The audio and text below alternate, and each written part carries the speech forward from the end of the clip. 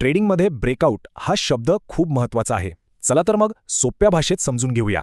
कधीकधी वाटतं की ट्रेड एकदम बरोबर आहे, पण तो अचानक उलटं का फिरतो आणि आपल्याला ट्रॅप करतो? तर ब्रेकआउट म्हणजे नेमकं काय? जेव्हा किंमत एखादी महत्त्वाची लेवल तोडून जोरात वर किंवा खाली जाते त्यालाच ब्रेकआउट म्हणतात. पण थांबा, प्रत्येक ब्रेकआउट सारखा नसतो. यात दोन प्रकार आहेत. एक आपला हिरो आणि दुसरा विलन. आपला हिरो आहे खरा ब्रेकआउट. ही एक खरी संधी असते जिथे प्राइस एकाच दिशेने वेगाने पुढे जाते. खरा ब्रेकआउट ओळखायचा असेल ना, तर ह्या 3 गोष्टी बघा.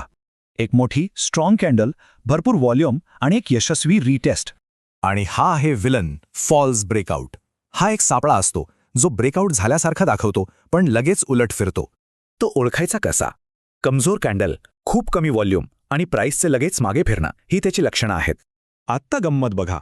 आपण या दोघांना समोरासमोर ठेवून बघूया, म्हणजे फरक अगदी स्पष्ट कळेल. इथे सगळं चित्र स्पष्ट होतं. कॅन्डल, व्हॉल्यूम आणि दिशा, खरा आणि खोटा ब्रेकआउट यात जमीन आसमानाचा फरक आहे. बरं, आता हे तर कळलं, पण या माहितीचा वापर करून नक्की काय करायचं? चला, काही महत्त्वाच्या टिप्स बघूया. खरा ब्रेकआउट पकडण्यासाठी कॅन्डल बंद झाल्यावर एंट्री घ्या, व्हॉल्यूम तपासा आणि थोडं थांबून रिटेस्टची वाट बघा.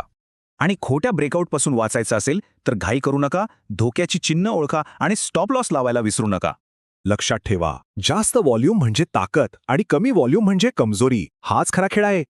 मग जास्त महत्वाचं काय? संधी ओळखणं की सापळा टाळणं? खरं तर दोन्ही एकाच नाण्याचे दोन बाजू आहेत. म्हणून प्रत्येक ट्रेड घेण्याआधी हा एक प्रश्न नक्की विचारा. आपला प्लॅन आपल्याला संधी दाखवतोय की सापड्यात अडकवतोय? Learn stock market. Like, subscribe, click the bell icon. GRY Gurukul Stock Market Training Institute. Learn, trade, grow.